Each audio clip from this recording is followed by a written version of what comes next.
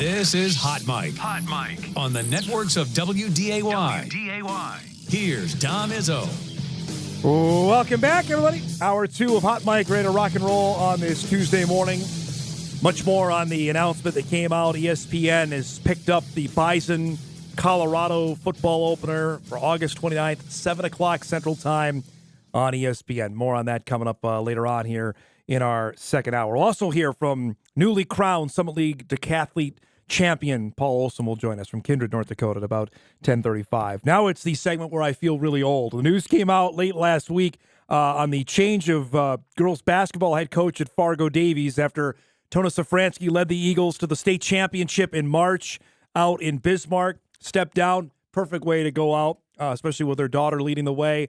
And Lenny Olhauser, AD at Davies, has picked a name that is familiar to basketball fans on the south side of Fargo. He's been on Bart Manson's staff, I can't believe this, for the last 6 years, which is crazy to say that out loud. It's our pleasure to welcome back to our show, newly named Fargo Davies girls basketball coach Matt Veit joins us here this morning. So I'm digging through the video this morning of covering you when you played, which was now, crazy enough, like 8-9 years ago when you're playing at Davies. Do you feel old as well? It's some days I feel very, very old, especially my body. Like some days me and Brad Heidelbach. Yeah. Brad Heidelbach, we were on staff. Mr. Basketball. We go and we play. We've been playing in like open gyms with the guys for the past, however many years. And like we can play, but then after we're done playing, like we're both just shot. Like we'll go play in the morning and then like we have to go, we eat, and then we sleep for like 5 hours and we wake up and our bodies are just aching. So those days I feel very, very old, yes. But I think, what I see sometimes when you see Jake Hook try to shoot a basketball and jump up and down a little bit, then you still feel a little bit young. So tell me how this all came together. When would coaching become a reality? This is what you wanted to pursue. Yeah, I think I knew I wanted to coach kind of in high school. Like, I think, the relationship that I had with Coach Manson, obviously we're super close. We were super close when he coached me. And then being on his staff, like I knew I wanted to coach by the time I was done. And then everything kind of came full circle because I went to Concordia and my plan was to be like, all right, I'm going to play college basketball for the next 4 years. But then just a variety of different injuries that I had, that kind of playing career had to be cut short. So by the time I was a sophomore in college, I knew I wanted to be a coach. So, Coach Manson texted me up. He's like, hey, you want to start helping me out with some of these youth camps and stuff? I was like, absolutely. And, kind of just got rolling from there, and just being around the program these past 6 years has been such a blessing. When you was it an itch right away? Like when you started doing that, like, okay, I can see myself doing this long term. Yeah, I think I probably got into coaching the same as like every other coach did, is like, for me being a player for all those years, like you love the game, you love to compete.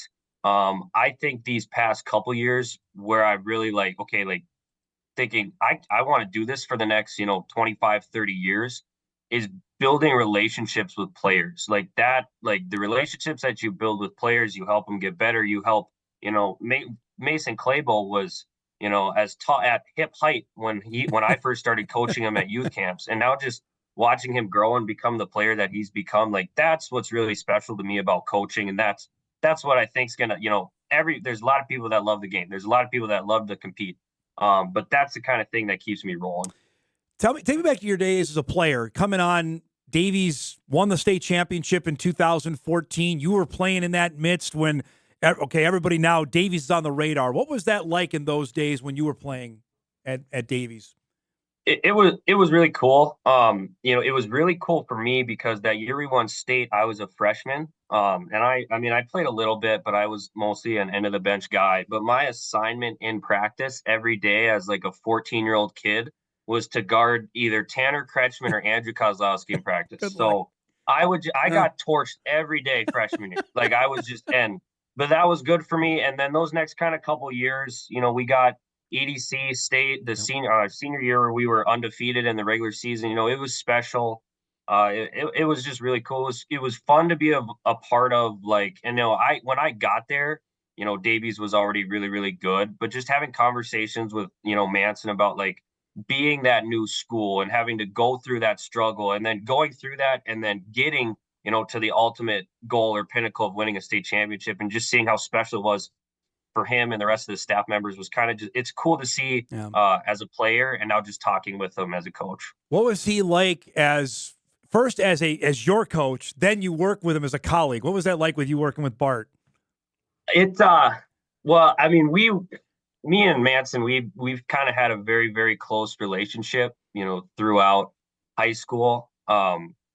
It's kind of funny. We always joke about like when I was like a freshman, sophomore, and at open gyms or at practices or whatever, like I used to always think that they were like the coaches were in their little huddle and they're always talking about like me and like or the team or what we got to do better and stuff like that.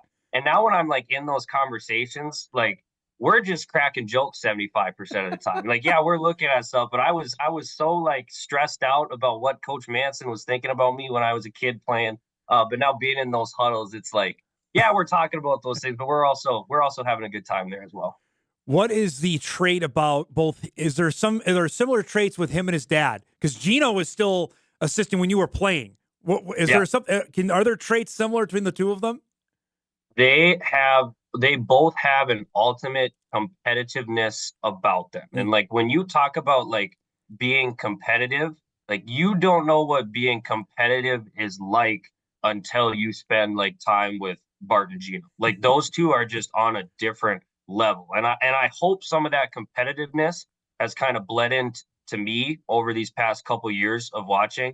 They both have an ultimate competitiveness, and that competitiveness I think also fuels like their ability. Like I think the best thing about Coach Manson, with his competitive is also his presence. Like he provides so many opportunities for student athletes to get better because he's not competitive. Like, yes, he cares about winning and losing, but he's competitive about getting individuals and teams to their highest level of potential, and I think everybody kind of in the state has seen that in this past 10-year run. When Tona left, was that something you were immediately interested in on the girls' job? And how did that all come about? Yeah, there were some conversations kind of going on throughout the year, and then after the season ended and these past couple weeks, there were some kind of conversations that happened. For me, and I've told multiple people this is like, and it's the most cliche coach saying ever. Like, it was very, very easy to take the girls' basketball job. Like, there's no hesitation. Like this is a tremendous opportunity. The hard part about it all is leaving that boys' staff and that boys' basketball team that been a part of for so long. Like that's the only, I guess what you would say is thing. But it's like I'm so extremely excited to be able to work with this team and this group and the people that are coming back. It's going to be a ton of fun. Tell me the emotions you think that first night, that first Tuesday in December, when you're now the guy at the end of the bench, you're making the calls. What do you think the emotions are going to be? I think I'm probably going to have every bit of emotion that is in the book. And I think they'll come in waves of 5 seconds. It'll be nervousness. 5 seconds. It'll be, extreme excitement. But I think, I get like, just like any athlete, like as a coach too, those pregame jitters. But once the ball's tipped off, you're just in like a laser focused zone. You don't even know. It's like the game lasts in a blink of an eye. So the obvious question, Matt, is there a different way or approach you have to have from coaching boys to coaching girls? Yeah, I think there's definitely differences, but I also look at that in the way of like the way I would coach the boys basketball team from this year compared to next year. Like there's going to be differences there as well. I read a book by I think it's Hugh McCutcheon. He's the Gopher volleyball coach, and he's done like the Olympic men's team, and he's done like the female volleyball over there for so long. And I like what he talks about, where it's like the way you go about coaching and doing things, and I think it's more so on an individual level with individuals, is always different. But at the end of the day, the things you're trying to teach, the characteristics, you're trying to build a culture, you're trying to build a relentless work ethic, team over self mindset, growth mindset. You're trying to do all those things. It just happens in different ways that you find out through working with individuals and teams. So yes, there's obviously a difference, but there's differences in every team you coach and every kid you coach. So what are you most excited about the new job? I'm excited to get to work. Well, one, with the staff. I've been very fortunate to we're setting things up and that the staff is coming back and like really, really good staff, really, really good people. Excited to get with them and then just excited to get with the players. Like you can tell like they have like they're coming off a state championship. The players that are back, they're good at basketball. All right. But what I've had in like my conversations with them is like they're really, really good people too. And they're hungry. Like they're not satisfied, with, oh, we won it once. And obviously losing, Carly Franks and Ashton Safaransky, like two amazing basketball players, where they're hungry to be like, yeah, they were really, really good and they helped us, get there. But, we kind of think we can do it ourselves a little bit too. So excited to get to work with them, excited to get to work with our group. I think they're hungry. And we're rolling right up here in the summer. Those June teen camps, they all start up. So, we're excited. Do you ever have a game like Carly had at state where she couldn't miss from three? You ever have a game like that? I don't know if I had 11 threes in high school, Dom. I really don't. I honestly, like, that's not a lie. We might have to, like, check that. I don't know if I had 11. I know I had a state tournament. I know me and Anand Moody had a battle once. I remember that. My junior year, we were both, had a couple. But, and that's the thing with, like, 11 threes from, like, oh, my goodness, that's amazing. But, just for me personally too, like I don't remember so much about like the stats that I had or whatever. But if you want me to talk about like Jake Paper, I could go on for like 45 minutes. Like just pass that dude the ball and get out the way. He was really good. That was the other guy that was featured in all the highlights I was looking at this morning. Like, yeah, Jake was really, really good. He was a dude. Who was the one guy you either were excited to go up against or like, okay, it's going to be a long night when you were playing? Who comes to mind? I think that junior year, I was excited to play against Moody, just because he was Moody and like he's really, really good. Creighton Fowl at West Fargo. West Fargo, yes. He was like a great defender. He was just kind of a grinder and kind of a winner. I think my senior year in high school, there were good West Fargo teams with like Pistorius that were always fun to go up against.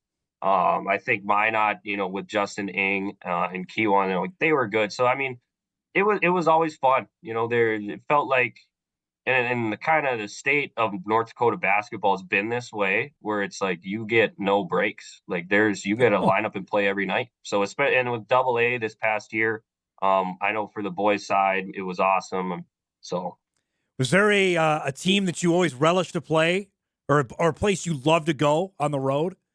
West Fargo, West Fargo High School. I think, and it was part of that is because like we played the EDC one year, like at West Fargo. Yep. So like we won the EDC my junior year in West Fargo, and then this past year. Like Mason Claybo remembers everything. I don't know how. Like he was like a tiny kid, but like before our EDC championship game, he was talking about this. He's like, they did it in 2016. We're gonna do it here tonight. I'm just like, how do you remember that kid? Like, so.